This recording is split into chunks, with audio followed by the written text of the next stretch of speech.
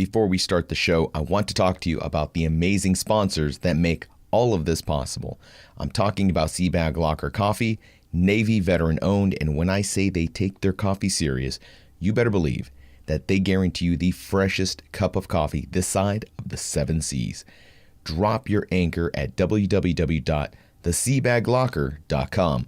Use promo code AAR and save yourself 10% on your purchase.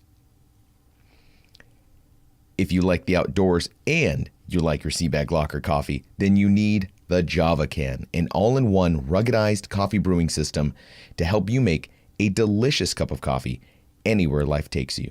www.thejavacan.com. Use promo code AAR and get 10% off your purchase of a Java Can. Take a selfie with your Java Can and tag us, hashtag the AAR podcast, and I'll send you a free bag of Seabag Locker coffee. It's too easy. Hashtag the AAR podcast. Live life charged. And now, the After Action Review with Rod Rodriguez. And welcome to another episode of the After Action Review podcast. I'm your host, Rod Rodriguez. Now, back in January, I got a call from a friend of mine, Grant Rogers. Now, he's an Army veteran who co-authored the book, The Fire Within. It's an amazing book about PTSD from the people who've lived it. Now, Grant calls me and offers me 2 tickets to the Veddies. Now, I didn't know what the Veddies were. Some of you probably don't either. But they're basically an award, like an Academy Award, but instead they give you like a golden boot. Now, the award is given out to veterans by the Academy of United States Veterans Foundation, AUSV. So it turns out Grant wasn't able to make it to the award show and asked if I could go in his place. And since I'm DC local, that's where the event is being held. I said, of course, I'd love to go. Sounds interesting. And it gave me an opportunity for me and the missus, of course, to get all fancied up. So really, this interview and all of the subsequent connections that I made that night are because of Grant Rogers and Philip Trezza, who hooked this podcast up with those awesome tickets. So please go check out The Fire Within. It's on our homepage at www.theaarpodcast.com. It's right there under sponsors. You can't miss it. Check out that book. You're going to love it. It is truly a remarkable book. So this event was very fancy. And the missus and I get to sit at a table with some really cool veterans. And one of those guys that is at the table, I thought it was a veteran also, but turns out he was the star of the NBC show, The Brave. His name is Mike Vogel. And not watching TV, I really had no idea who this guy was. Turns out, really phenomenal guy, really supports the veteran community, and introduced me to next week's guest. So that's pretty cool. So we're at this award ceremony, and of course, I'm on social media promoting The Fire Within and talking about the event, and I check out who else is tagging hashtag Veddies. When I see today's guest is also there tagging on his Instagram. Now, I did a small amount of Facebook and internet stalking to find out that this individual was all about Life Flip Media. So I, found out what Life Flip Media was all about and who this guy was. And I thought, wow, this is a really interesting character, a really interesting guy. I want to have him on this podcast. So I slid into those DMs and we started a short conversation. And turns out he's seated at a table right below mine. So I'm kind of on a second story overlooking the whole thing. He's down below. And we agreed to talk afterwards. And with some minor scheduling tweaks, we got to talk over FaceTime from his office in, I believe, in Washington State or Oregon. I think it's Washington State. But we get to talk on FaceTime, and it was a really great interview. So this interview is way overdue. And the next couple of episodes you'll find were recorded back in February and March. And that's because I thought I was going overseas for a bit. So I had recorded and stored up content to release while I was gone. Turns out I didn't go. So I've got a bit of backlog. And I want to thank Eric Mitchell, today's guest, of course, for being so patient as I finally get this episode out there. Without any further ado, my guest today is the CEO of Life Flip Media, a PR and media company for the warrior class. He's a Marine veteran and media guru, Eric Mitchell. My name's Eric Mitchell, and I am a prior United States Marine. I don't know if we're allowed to say prior or former. We're once a Marine, always a Marine. Eric Mitchell, United States Marine Corps. I was in 0311, which is infantry for those of you who are playing at home. And I am now the CEO of Life Flip Media. Awesome. Now, tell me a little bit about LifeLit Media. What is that? LifeLit Media is we call ourselves the voice of the warrior class, not warriors, warrior class. And basically, we give a voice to veteran brands, MilSpouse brands, and Patriot brands that are trying to break into the mainstream marketplace and get them media placement on national publications throughout our great country. So our vision is to take brands that you see every day or see on Shark Tank and understand that they're veteran or MilSpouse owned, and then you will see them again on major networks and in publications. So that's our sole focus on getting what awesome vets we have out there, putting them out to the public eye. So when people are like, I want to support vets, understanding it's more than a bumper sticker, and you can actually go out and buy veteran brands. And that's what we want to do, is keep everybody top of mind and tip of tongue. Tell me about the journey from 0311 to LifeLit Media. Do we have that long? I mean, yep, as much time as you want. I don't want you to cut this for time. That journey started a long time ago. I'm going to age myself. Back in 1994, in August of 94, I enlisted in the United States Marine Corps, went to boot camp, graduated the day after the Marine Corps birthday. For those playing at home, that's November 11th. 1994, went to SOI. I'm a Hollywood Marine, affectionately for anyone wondering. I was with part of 2-3 and 3-3 in Kaneohe Bay, Hawaii. And it was funny. I spent my time in the Corps. I got out shortly after September 11th. I actually was trying to get out of the Corps before that, but I was at the Sacramento Sheriff's Academy going through to get my post certificate and become a deputy sheriff, as I think Marines were like, what are we good at? Like, we're good at shooting, running, yelling at people. Cop. I'm good at that. I mean, I liked computers at the time. I was always a geek for the media, well-versed in music. I love music. Anybody who knows me knows one of my favorite things in the world is listening to music. It's constantly on in my office. I'm actually struggling right now to do this interview and not have music on in the background, so it's always fun for me to I have to hear my own voice. But I transitioned out, and I had a real hard transition. I mean, it was one of those things, was finding the right job, the right career, and where I fit in. And I ended up getting lucky and getting placed within tech. I went to a placement place, and they placed me at some tech firms. I ended up working for a company that got acquired by Cisco. I then synced up with a buddy of mine from high school. We started our own business, and that's kind of where I dipped my toe from sales into PR. And I learned how to market our brand. We were actually selling technology for a fantasy football app because, again, we're nerds and we like football. So we created that. And from that, blessed into, we got acquired. I ended up working for an electronic signature company, which I'm sure you've heard of, called EchoSign, part of the Adobe family. And it was after spending 3 years at Adobe and being blessed to work with NFL teams, going to the Super Bowl, doing fun things in a world that I never thought I would belong in, I wanted to give back to the community that I love the most. In the Silicon Valley, we don't have a big meetup connection. I can count on one hand the veterans that I personally knew in that space when I was in it, in the Silicon Valley, and it was very alone. So I wanted to give back and teach brands what I learned in the Silicon Valley. It's very wild, wild west in the Silicon Valley. I mean, you got to remember, I was in when Facebook was just starting up. I remember when Facebook was off University Avenue in Palo Alto above a Chinese food restaurant. I mean, that's what I remember Facebook being. And I remember their first world headquarters. I remember Mark walking into our office. I mean, these are all cool experiences. I mean, getting a slice of pizza in downtown Palo Alto and Steve Jobs walks in, right? You're like, it's like Einstein of our modern time. So these are the environment that I was brought around. But I wanted to give back to our veteran community. So when I decided to go do this on my own, I said, I'm going to target vets and MilSpouse and Patriots, and LifeLit Media was given life. So you're in a unique position because you had a very successful business that it got acquired. And for a lot of startups, that's the goal. Like, they just want to get acquired, cash the check, and bounce. You stayed on for a couple of years.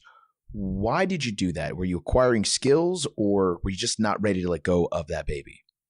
You know, what's funny is when you get acquired, one of the funniest things that you can do. I mean, to be clear, I was part of a team that was acquired. I was employee number 10 at EchoSign. So, you know, when you do get acquired, there's some great perks. I mean, they pay you. It's the first time somebody gave me like a reoccurring check once a year for staying with the company. I mean, how many places do that? It was one of the first times in my life I was given stock. So it was pretty, I mean, But truly working for Adobe, and I will say this about Adobe, it was the greatest experience I ever had, and I truly stayed to gain to where I am today. The skill set that I have today for LifeFlip and being able to work with the brands we're blessed to work with is because Adobe's like, here you go. Here's all the training you can get. They pay for it, and you get to be around such big people and see how it is. And Adobe truly behind the scenes runs everything. I mean, the thing that fascinated me the most about Adobe was back in the day, I'm going to age myself again, but if we all remember when Beyonce first was pregnant with the first baby, and she went, I would believe it was the Grammys, and she went on there and she said, I'm pregnant. That was at the time the most tweeted moment on Twitter ever. And because that's Adobe measures these things for events. What's the most? So think about in that same year, for fun's sake, it's the same year that we announced Bin Laden had been killed on Twitter. The Rock, Dwayne Johnson shared that before the media did. We had a major tsunami that hit the main island of Japan. But the most tweeted incident, the most tweeted thing in that year wasn't those two events, which are pretty awesome and bad. Not awesome for the tsunami, good for Bin Laden, bad for tsunami. I have to clarify that. Just he's mean. Was Beyonce saying that she's pregnant, right? So that fascinated me, made me want to get into this world and understand how it works. So I would say that I stayed long. Number one, I love the people I worked with. Two, Adobe's one of the.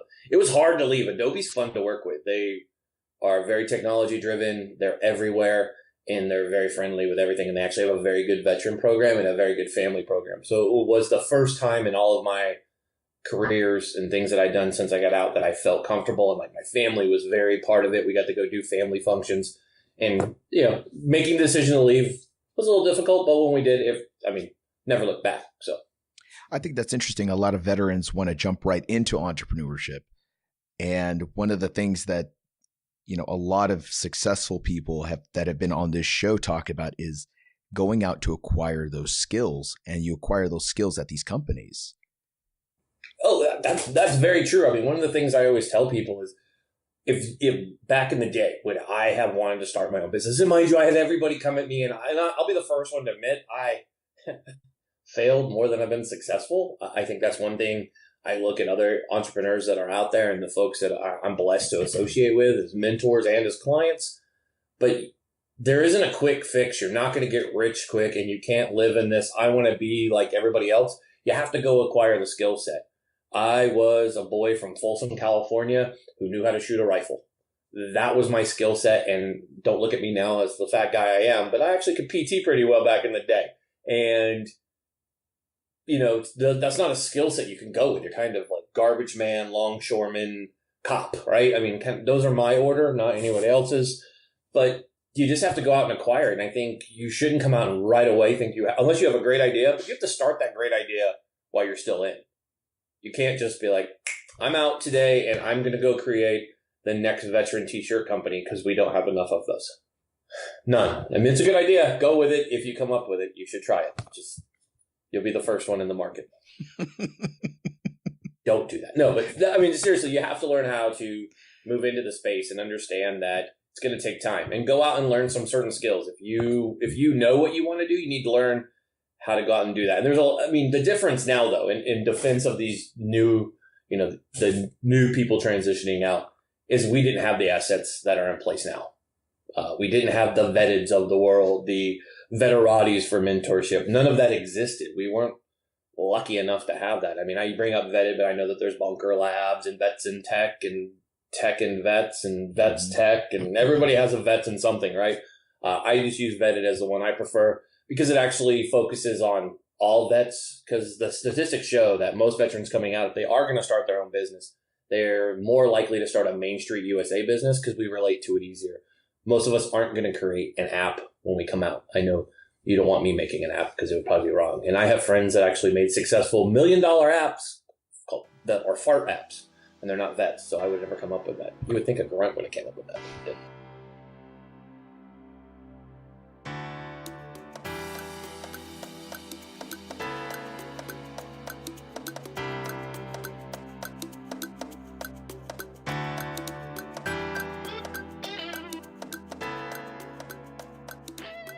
from your perspective, you work with a lot of different veteran type companies, bottle breachers. You've got a vodka company that you work with. You might. I don't know for sure, but I'm gonna go out on a limb and say you have a T-shirt company that you work with, maybe. A couple of them, yes. More than one. That's scary, but yes. So you get to see all these veteran companies. You get to see their strengths. You get to see their weaknesses. What are some of the challenges that some of these companies come to you with that they may not understand are challenges that are holding them back? Because when you're in it, you don't see your problem. No. Great question, by the way. I mean, I think this is one that it's going to make people kind of squirm in their seats a little bit with the answer. The biggest thing is knowing your story. You bring up Bottle Breacher. You bring up, the Heroes Vodka is the company that you're talking about. The T-shirt companies, we started in our career. Actually, one of the biggest people to give us a break in this business was Daniel Alaric at Grunt Style. We also work with Patriot Alliance. I don't know where I got Patrick from, but Patrick or Patriot Alliance, a T-shirt company, which reps a lot of veterans. And most of our companies that we also rep, like the one I'm wearing, this is Combat Flip Flops. They also make shirts. One of the big things is learning your story and what separates you. Because if you notice, each one of those companies has something unique. But say a flip flop company. There's a lot of flip flop companies out there, but what makes them unique and how do you tell your story? And I think a lot of veteran brands don't know how to tell a story for 12 months. It's easy to tell your story 2 times a year. May with Memorial Day, for some reason, people connect that with vets, which we're never going to tell the media to stop doing that, no matter how many memes or Facebook posts we make about it. The media is still going to relate to vets on that. And of course, November being Veterans Day, Marine Corps birthday, that's our month, right? That's the Pentagon pays the NFL a disgusting amount of money. It makes it Veteran Month. But you have to tell your story 12 months out of the year. Your brand goes on. Yeah. You need to tell why, and you need to make it sexy for people. I always say you need to leave some meat on the bone. And it's great that you're a vet, but that's not your whole business. That's not your business model. If you look over my head, a perfect example of that is Red Line Steel, owned by Colin Wayne Irwin. He served in the Army, but one of the big things, if you read his Forbes article that came out about 2 weeks ago, it mentions that he's a vet, but it's more about being made in America, the struggles of being an entrepreneur more than anything, and a small business owner. Because there's other people that do the same things that he does, and you just need to know your story is different. Why would I work with Colin when I could go work with this person? Why would I buy Combat Flip Flops when I can go buy a competitor? It's all how you brand your story. That's one of the big challenges that we face with every one of them is after Shark Tank, right? If we talk about Combat Flip Flops and Bottle Breacher and Doc Spartan and, our Riveter, when they all come off of that show, there's this great window of time where they make money and then that goes away. And yeah, they get rebroadcast from time to time throughout the year, but you need to tell your story year round. And a lot of them, they don't do that. And you have to kind of go, okay, here's your cadence. We're going to do this every month. And this is what we're going to do. And that's where media becomes important because I can tell you the first week of December, we did a media week in New York. And a lot of the brands I just listed, including Battlegrounds Coffee, another coffee that's a client of ours, they killed it. Everybody had like one of their best quarters, best months by being on TV. So TV and media is worth every penny. You just have to get people to see it's not all about Instagram and all that. Not knocking social at all, but understand if you're going to be successful, you have to learn that media is your amazing marketing tool because you're targeting people who want to endorse your brand, but you have to have that story at first. So it's interesting that you talk about personal brand. Those 2 words have been at the forefront of entrepreneurship, I'd say, for maybe the last 3-4 years. Gary Vaynerchuk came out with a big splash, and just he that guy is a prime example of promoting yourself, promoting your brand. You are your brand. You make a great point about television and all this other stuff, maybe not just relying on social media. Is that something you see a lot of brands doing, is trying to just become social media breakout stars instead of maybe dipping into the more traditional forms of media? I think the problem is there are so many folks that are out there, and it's great you bring up Gary Vee. I'm a fan of Gary's. I've read Gary's books. One of the things that I think people make the mistake is everybody wants to be Gary Vee, but not understand Gary Vee's own words, which is like, dude, be yourself. You can't be me. He has a different circumstance, and he's everywhere. And I think that's a key that people are like, I'm going to go be the next Gary Vee, and I'm going to post my picture and go like this and have a sign over my head, right, saying something. That's not original. And most people are going to be like, and I've tested it. I've made a comment about it on social media, and people like it. And I get feedback, like they make fun of you for it. So you probably should be original with your content and do that. And a lot of people, I don't know, that question is kind of, I don't know, I don't want to offend too many people because I know people do it. But you have to decide, do you want to be a celebrity or do you want your brand to make money? It's a two-way street. People who are awesome at content and branding of both their product and themselves are folks like Matt Best and Rocco and the boys over at Black Rifle Coffee. Talk about a coffee company that you could mistake for an awesome content marketing company any day of the week. Those kids kill it. I love those guys to death. I'm always amazed by the numbers that they get on their views. They're good. And always when you watch something with Matt or Rocco or JT or even Evan, always branded, right? Black Rifle Coffee shirt, coffee in hand. That's good marketing because even when they're getting their point across about something, snarky on Second Amendment, which I love, or other topics that Matt covers, that you're getting good marketing and they get it. And Matt is not just Matt Best. He's also Matt Best, Black Rifle Coffee. And he's diverse because he's also Matt Best, founder of Article 15, the t-shirt line. So I think they're killing it. And I think that's where people need to kind of go look. How have they done it? Where like, yes, individual, he's famous and very well known, an influencer in the space, but also understands you kind of have to mix your brand into it. And so many people are like, here's me and I'm Gary Vee talking, right? Like, check me out. And not, I also have a brand and this is what I do. And I think it's because people just need to kind of make that decision. What do we want to do? And understand where the bread and butter comes. Because there'll be an audience that'll love you for that. But you have to think about, I want people, what's paying your bills, right? Certainly with my ugly looks, I'm not going to pay a lot of bills. I don't look like Matt Best. I'm not tatted up. I'm not cool. But at the same time, you got to go look at yourself the same way and go turn your brand into something good and make your brand always be part of you. So people go, combat flip-flops, Matt Griffin, right? Those kind of go together. Eli Crane, Bottle Breacher. Eli doesn't have a big social media presence on there, but Bottle Breacher, you relate the two together. So you just got to think of it that way. If I say Black Rifle Coffee, I guarantee everybody here is going, well, Matt, Evan, JT. I mean, it's pretty fast that you come up with those names. And same thing when you think of like guys like Grunt Style. You may not think of Dan, but you'll definitely think of First Sergeant, Tim Jensen. That's good branding, right? Everybody thinks of, bedtime stories. And the list goes on and on. So you have to kind of brand yourself in those ways. It's funny that you bring up Dan Alaric. When we sat down and we talked, I tell people, Dan did something that no other guest on this show has done. And it was remarkable to me. After the interview was over, I gave him like the all clear sign. I'm packing up. And he says, let me ask you something. You've talked to a lot of other business folks, a lot of CEOs and leaders in the industry. I'm like, yeah, I have. What makes them successful? What are they doing? What do you see? And this struck me for two reasons. One, the guy's making bank, super bank, and he still wants to know what everyone else is doing. And the second thing that struck me was the absolute humility. I'm a nobody I'm a nobody to most people, and to have this person value my insight based on the people that I've talked to, that spoke volumes. But I will tell you what I did notice, and this is what I shared with him, and I said, you do it, and everybody does it that is successful in their business, is they are super excited about their business. Absolutely. And what you just said about understanding the difference between your brand and yourself, nobody's going to be successful if they're like, let me tell you about me.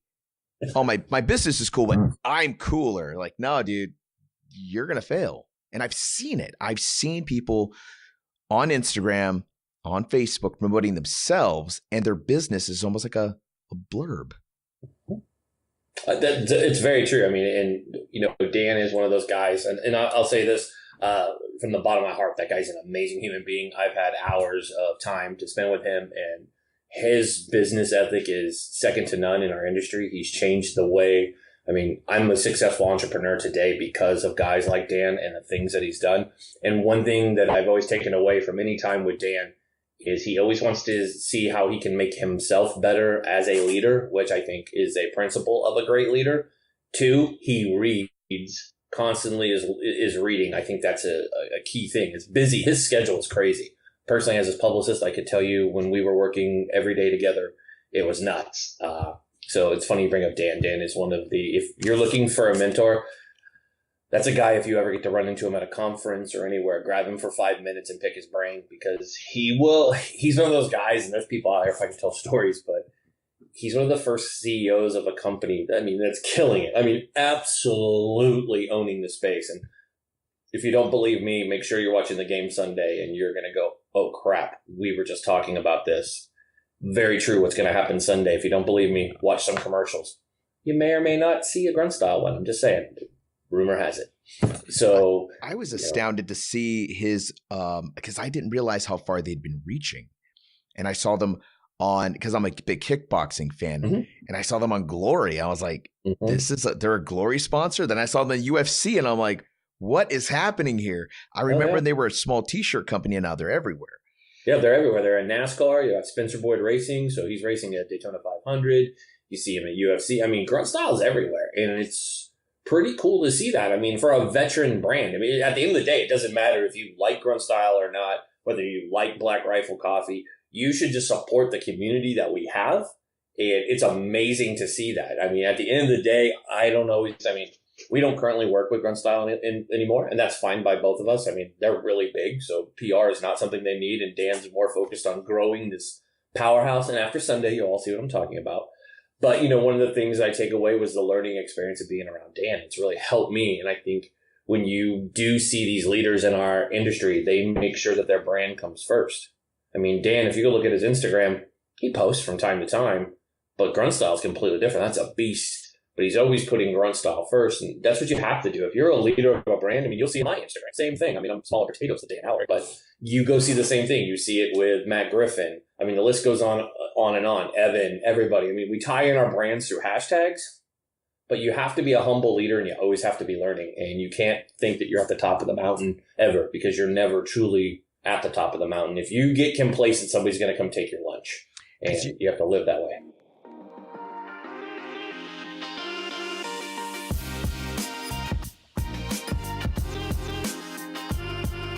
I hope you're enjoying today's episode of the After Action Review Podcast with Eric Mitchell. Terrific guy with some pretty impressive connections to amazing veteran entrepreneurs. Folks, don't forget about the amazing veteran entrepreneurs that have sponsored this show. The Seabag Locker Coffee, offering the freshest coffee delivered to your doorstep, roast to cup in as little as 4 days. Go to www.theseabaglockercoffee.com. And if you're looking to take the coffee on the road, up mountains, to the beach, into canyons, then you need the Java Can. It's an all-in-one ruggedized coffee brewing system to help you make a delicious cup of coffee anywhere life takes you. www.thejavacan.com. Use promo code AAR at theseabaglocker.com and thejavacan.com, and you're going to get 10% off your purchase at either of those websites. Finally, folks, don't forget to like, listen, subscribe, and share the AAR podcast. And of course, leave us a 5-star review on iTunes. That would mean the world to me, and it costs you nothing to do it. All right, folks, that's it. That does it for the mid-roll. Let's get back to the show with Eric Mitchell of LifeLit Media.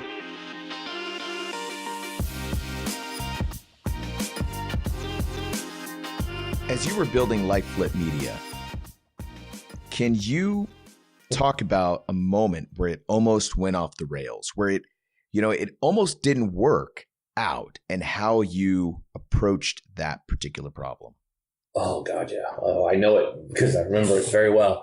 When we launched, we had some smaller clients, and, there's always that story, and you probably have heard it from several entrepreneurs where you're barely making it, but you're making it, and you're like, yes, we're making money, and we're keeping our lights on. And this was October 2 years ago. And so we found this awesome client, and everybody's like, you should increase your pricing. So I did. And I did it on this one client. And we hit the ballpark. We got the most money we've ever been paid on a deal, ever. And, we did the typical things that you do when you get money. You, of course, don't invest it back in your company. You act like an idiot with the first bit of it. And all of a sudden, they weren't happy with something we did. Like, they started having some issues legally on their end that we weren't expecting. We didn't know. And, 45 days into it, they're like, look, we're going into bankruptcy and we can't work with you. And here we are. We had signed a 8-year agreement. And we were going to be working, and this was great money. Like, literally, it was like, yes, we're going to skip every step, and we're going to be with the big boys, and we're going to crush our goals. And that went away, and it was like, and we almost lost everything. I mean, literally, that second check came, and it was like, okay, how are we going to do this and go out and get new business? Thank goodness. I always have been taught from a sales mentality, keep your pipe kind of full and make sure you have folks out there that you can reach out to. We were able to sign a couple clients, but it was scary because literally you put all your eggs in one basket and you're telling the whole time that this is happening, I'm going, I'm signing this agreement. This is awesome. And my brain's going, this is all eggs, one basket. You know better. Don't put it all, better. Make sure you're kind of pushing yourself. And, for the first 4 weeks, I ignored that voice. I'm sure glad the second, when November started, I was like, I better just continue the same pattern we were doing so we can, continue that going. So it's always fun. Wow. Or scary. Both. When have you unequivocally hit it out of the park? And what did you do with that success? Hit it out of the park? Well, you're not going to like this answer because my team is incredible. I love the guys I work with, guys and gals we work with. We hit it out of the park every month. I know that's a catch answer. You're catching me on the first of a month, and we crushed it in the beginning of 2018. And it was a very busy start of 2018 with the Bettys and everything else. Absolutely every month we knock it out of the park. My team never ceases to amaze me on goals that we set, and we go and we continue to get some of the most amazing clients to work with. Word of mouth is worth its weight in gold right now for us. People are very happy with the folks that we're working with. They give great testimonials about us. I mean, nothing is better as a CEO. I mean, I guess if I were to pinpoint anything was when we brought Bottle Breacher on. Eli Crane, out of all the veteran CEOs that I work with, is one of my favorites because he has principles that I see very few leaders put in front of everything else. And, Eli's one of those guys that if you do good work for him, he will praise you to the mountains and back and tell every one of his friends. And to me, it's a high honor. Eli is a decorated United States Navy SEAL. Yes, even as a Marine, if you're going to be a fanboy for anything, Navy SEALs are pretty legit. He also served with Chris Kyle, was his boss, and some of the most, badass dudes on the planet, the things that he does, and he gives back. And working with Eli's been great because he's actually referred a lot of business our way, which is cool. Twofold, he's a shark, and two, he refers anybody that he goes on TV with. So our successes when we started working with Eli, it's really taken off. Our first successes when we started working with Daniel. Daniel Alric was also great. He gave us a chance to have such a big brand and represent himself, which was cooler than actually representing Grunt Style. We actually got to rep Dan, which was really cool because I got to ask him a lot of questions. Like, dude, how did you start this out of your garage? And that's pretty amazing when you think we all come from the same way. Like, I always tell people, never get frustrated if you're like sitting in your bedroom and you have your computer and you're like, this is my business. I'm a business of one.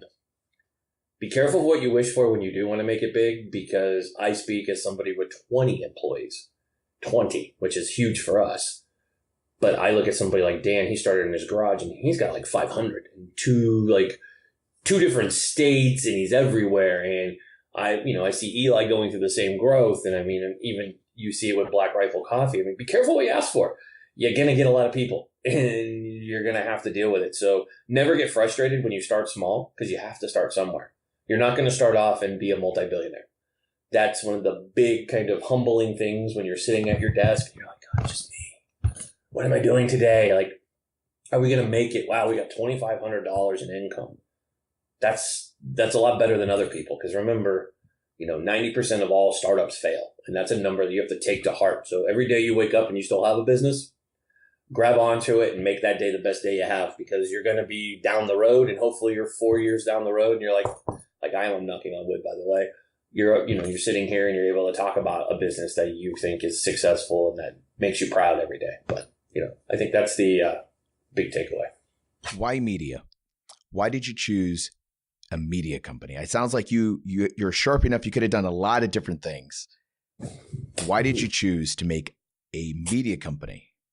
I love that question. You, hands down, asked me my favorite question ever. No one's ever asked me that. Everyone's like, oh, and I'm like, no one asked me why I picked media of all things. Awesome. I love this question. Tell you the truth, I am a junkie for all things media. I'm a news hound. I'm a history buff to start.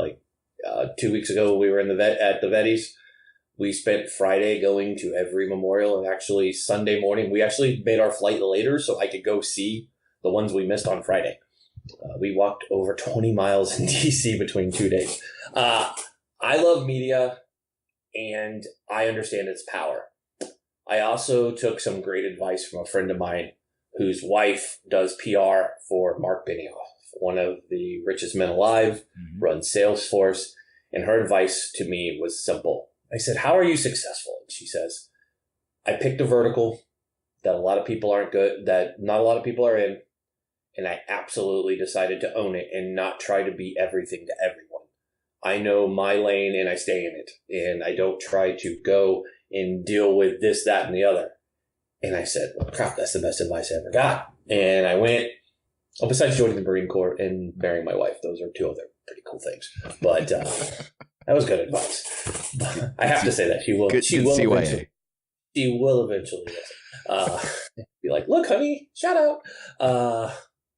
But I think one of the things that LifeFlip exists today and why I chose media was the belief that I can make a difference to everybody that I want to affect. And I know the power of media, the power of radio, the power of just watching everything in the Silicon Valley was like, okay, here and veterans, no one's here. And even when the space does come into play and there's people here, there's plenty of us. And I can be a trailblazer and say, okay, this is where we effed up. This is where we succeeded. And, I want to help people in it. And there are people in the space. I'm not naive to think that we're the only PR company. It's just we have our targets. We want small to medium businesses, which is what I love. It's my bread and butter. I want folks that are hungry, that they want to go out and they'll listen. And I know that there's bigger. I mean, Fred Wellman over at Scoutcom does an amazing job. He works with some great brands, and people are like, oh, you guys compete. I'm like, nope. We own our little spot, and he doesn't go there and I don't go there, and we talk to each other often, and we're even friends on social media. So it takes that rumor out of the way. And it was just media is something I love. And watching people be successful, brands be successful, is the greatest thing ever, because at the end of the day, their success leads to our success. And me for success, again, it goes back to our team here at LifeFlip. And I mean this from the bottom of my heart. Nothing makes me feel better than paydays, because we're paying our employees. They're able to take care of their families because they do work for us. And where does that start? It starts from bottle breachers and combat flip-flops and Battlegrounds Coffee, trusting and working with us and listening to us every day. They pay us, and it's kind of a ripple effect, right? I want to see them do good. They do good. We do good. So I always wanted to do that. It's like my way of giving back, but making money at the same time. I don't know if that makes sense, but it makes sense to me. So it sounds like the LifeFlip name is it's a good fit, because it seems like you're flipping other people's lives. These businesses come to you flipping that, making them more successful, and in turn, it sounds like it's flipped your life as well. Oh, absolutely. Oh, 100%. LifeFlip. I mean, I just told this story. Was it yesterday? Yesterday, and I'll tell it to anybody. I'll say it right now if you don't mind. My transition sucked, and I'm not here saying, "Look at me, I created this company." Trust me, I've hit rock bottom, and then I found that you could find below rock bottom. And then I found there's actually a layer below rock bottom, and I got slapped by that one too. I've had, I've told people before, when I was I worked 3 jobs. And I know that's everybody talks about side hustle. This was before side hustle was cool. This was called putting food on the table hustle. And I worked at the port of Stockton, longshoreman. I was an identified casual. There's nothing more humbling than being a grown man standing on a line and being picked for work, just like you've ever seen from many movies where they show, yeah, you're getting paid a good wage, but you're working out in the docks. It's highly dangerous. It's one of the top 5 most dangerous jobs you can have as a civilian. And you're working along guys who've done time in prison, right? These are not people who have your back legitimately. They're not like brothers and sisters in arms that are like, I swear an oath and I love you because. It's like, holy crap. I could die today, and it might not because this guy's not paying attention. This guy could shank me because he might not like me. And it's one of those things that, I did turn my life upside down. I turned my family's life upside down. And to really get to where we're at, I swore when we made this point where we were going to create Life Flip that I was going to give back to a community that's taking care of me and taking care of my family. They look out for each other. We want to rise together, and we don't really compete against each other. It's more like, how can we help and collaborate? And when I said, let's do Life Flip, Life Flip's kind of cool. It's always changing. And it comes from a bad transition, right? I think a lot of us can relate to that. So changing the transition and the way we do business, that's the way we're going to do it. And again, I started this, and anybody who knows me from years ago, I've always said, I never want to be famous. Like, me being in front of a camera right now is something new that we started in the last 5 months. And it comes from my team going, dude, people know who your brand is. You need to be in front of it. And I'm like, okay, I guess. I mean, it was like walking the red carpet at the Vettys. That was weird for me. Like, okay, you're a board of governors. What's that mean? And then you're walking the red carpet. And I'm like, okay, this is kind of cool. And we've been doing more interviews. So it's something where it's that tight line. We talked about it earlier. I understand I need to be in front of a camera, but I'm only doing it for brand. I'm not doing it for hi, right. How are you doing? I just want to hang out with you today and talk about how great I am. No, it's more about team and how we can give back. And if I can get in front of a camera and tell people how they can be successful or help them become successful, I'm 100% behind that.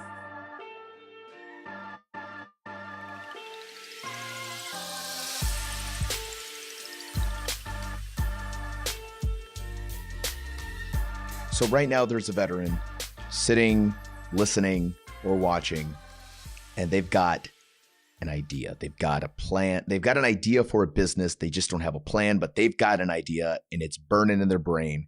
They want to execute. What's your advice to them? My advice to you is write it down. If you haven't done that, do it. And then look at it and read it about 20 times. And then say it out loud. And then go find family and then tell them the same thing. And then think about this. What's your why? And don't tell me because you're a veteran, and don't tell me because your idea is better than everybody else's, and don't tell me you're going to build the next of anything. What's your story? At the end of the day, what's your story? Why did you wake up today? Why did you put this idea on paper? Why is this what you're going to do? And how is it going to make a difference? Because you're going to not just need to relate that to the first 5 people who might buy it because they'll be like, cool, we're there for you.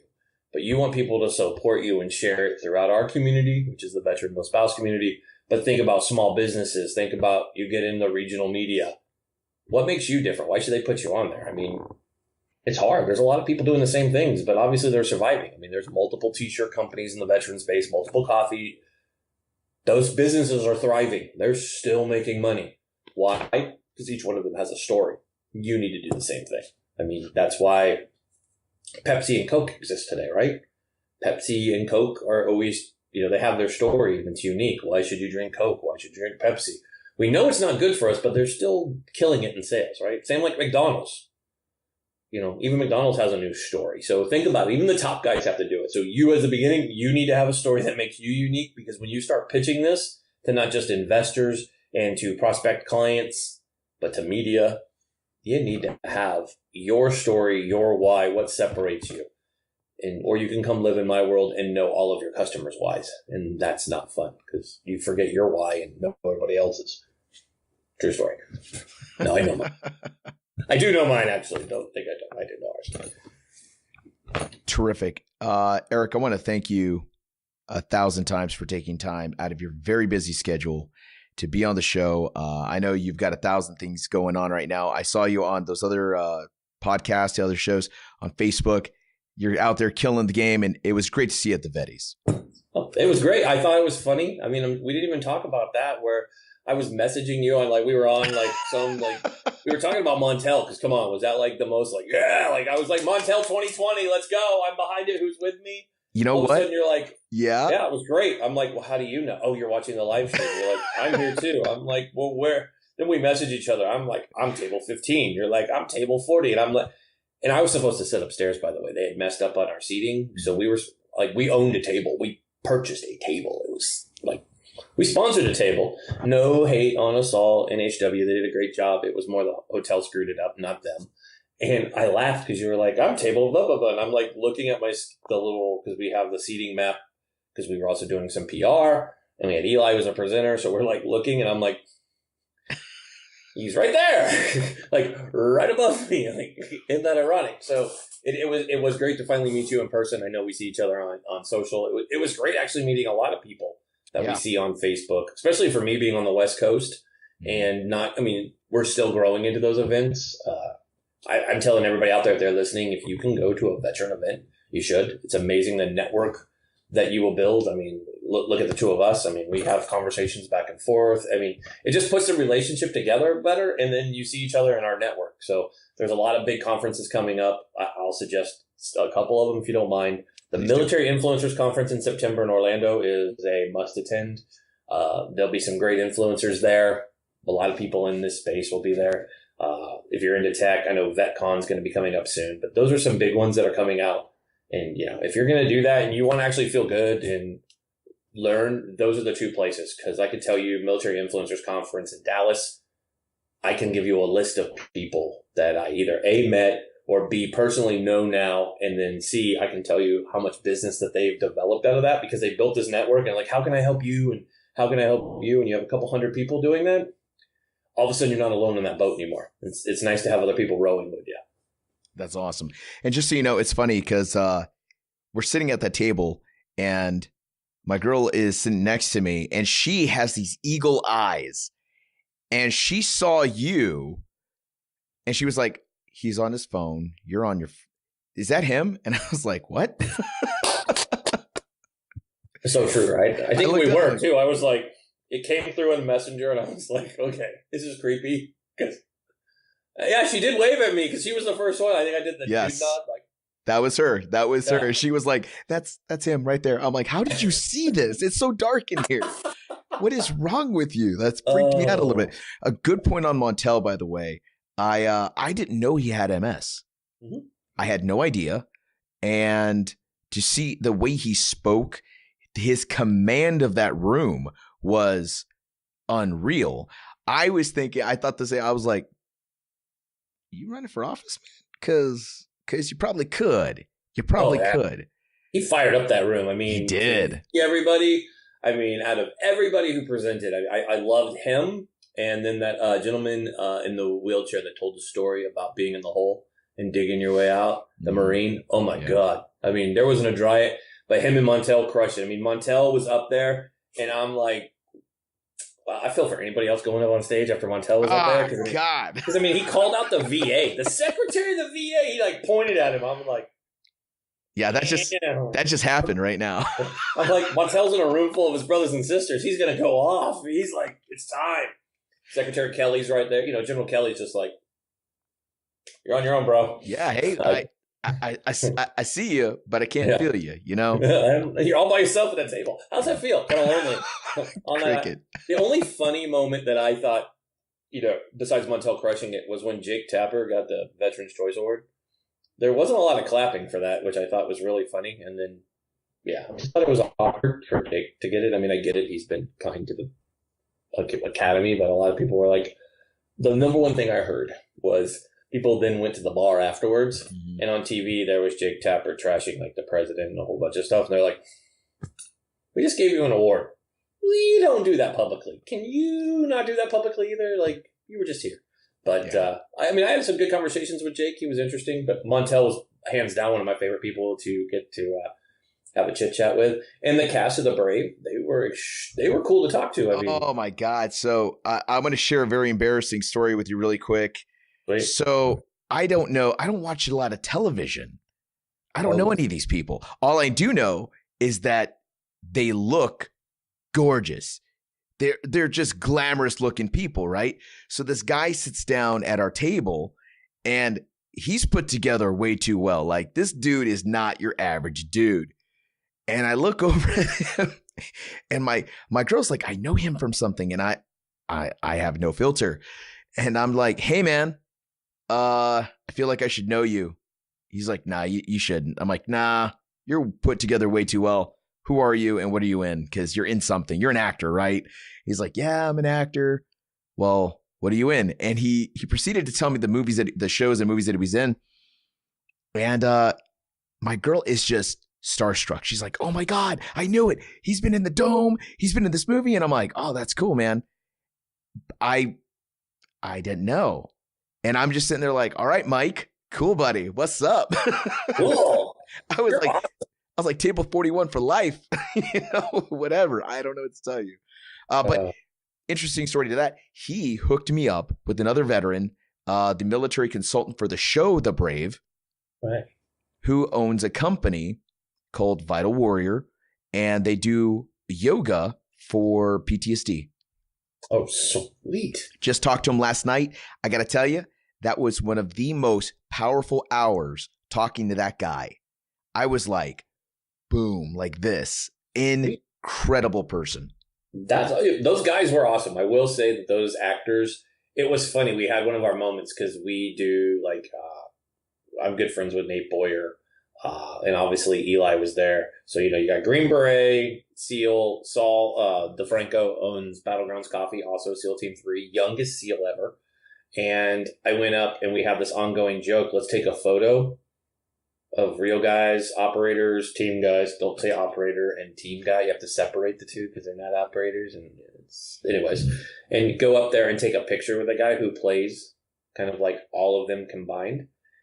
That dude was so funny. He was more starstruck that those three badasses wanted to work with him. I was like, it was funny. He kept coming up buying drinks for them like the whole night. So that's pretty cool. My little fanboy moment was I'm aging myself again. Anne Hesh was in movies that I remember watching on AFARTS on the carrier, and she bought me a drink.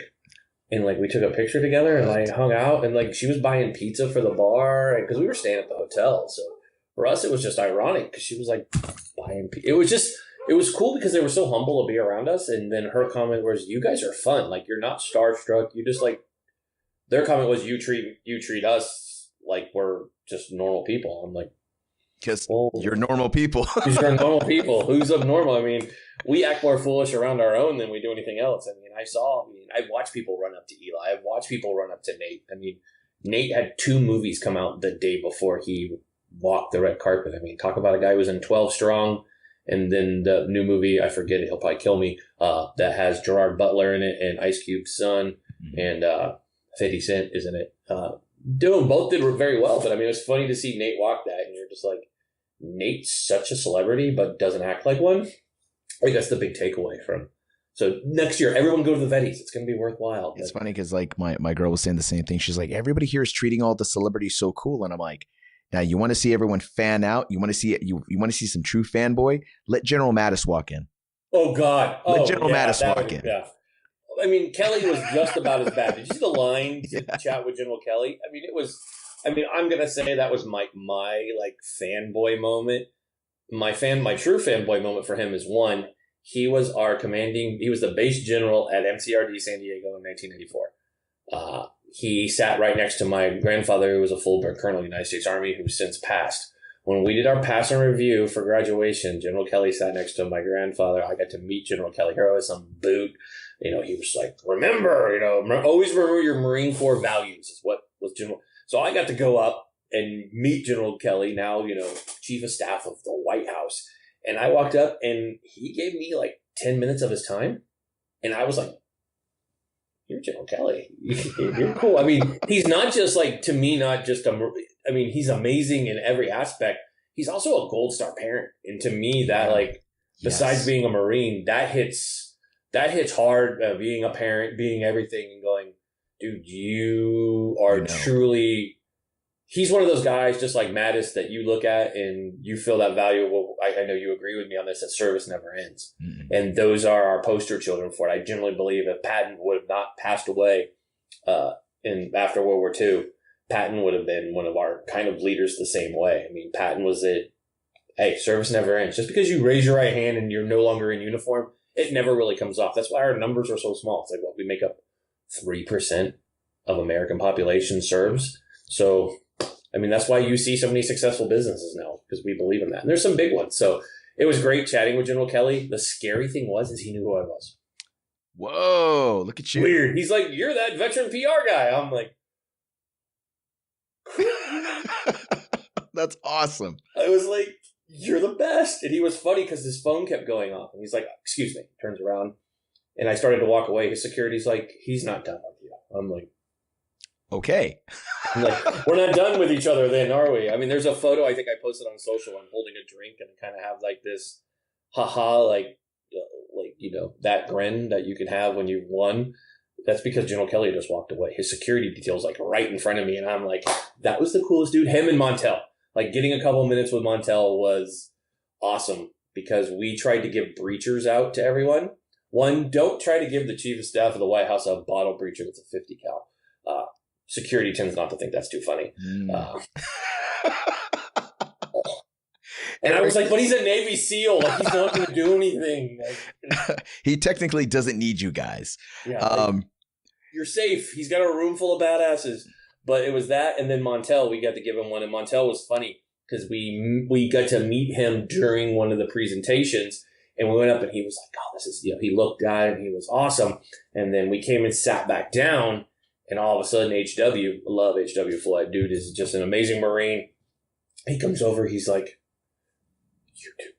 And I'm like, oh, crap, what do we do? Like, were you up harassing Montel? And we walked over there, and I thought that's what we were going to get. He's like, hey, Montel and his publicist need to see you guys. He wants to take a picture in the light so he can showcase this. So we went back there behind the closed doors, and Montel's there. Wow. We talked to him for like 20 minutes, and it was amazing because Montel was just legit. Guy is great, and it was, you know, after his speech, so we were just fired up. And I mean, we've had some conversations since talking to his people. I mean, I'm just truly, if there was anybody who really motivated me, it was him. I mean, same here, 100%. Sticking together and the fact that he's overcome. I mean, again, it just says a lot about our community. We stick to our own, and people are like, well, you know, he doesn't like, you know, in politics. I'm like, in the veteran space, we don't really care. We're like, he cares about us. And at the end of the day, I'm going to sound bad, but I just want to make sure we're taken care of because we have a lot of problems that we need fixed. Absolutely. And no one's taking care of it. So anyways, that's my rant on the vetties. I love it. I love it. Eric, I want to thank you again for being on the show, man. Speaking of great conversation, this has been fantastic. I really appreciate you, what you're doing for all the veterans that are under your company. That's something that I really appreciate that your company's doing is you guys are looking out for veteran-owned companies, and that is fantastic. And I want to thank you guys for what you do down there too. Thank you. You're welcome. And thank you for your great show and interviewing great people. I think we need more entrepreneurs out there to hear what's going on. And there's not enough channels out there that we can't always be able to go get advice from. And it's good to be able to point people in the right direction. So you have one of those shows that, hey, you've interviewed some top leaders out there. So it's fun to point them in your direction. Thank you very much. All right, man. I will talk to you later. Thanks again. Thanks. Talk to you soon. That was Eric Mitchell of Life Lit Media. This was a fun interview. Eric has some great stories, and he's a PR guy. So talking to him, it's really easy. Really glad that we got to meet and got this podcast episode finally released. Go learn more about Life Lit Media at www.lifelitmedia.com and on Facebook at facebook.com/lifelitmedia. They promote some amazing veteran businesses, so make sure you check those out. Lots more coming, folks. Some fire interviews coming next week.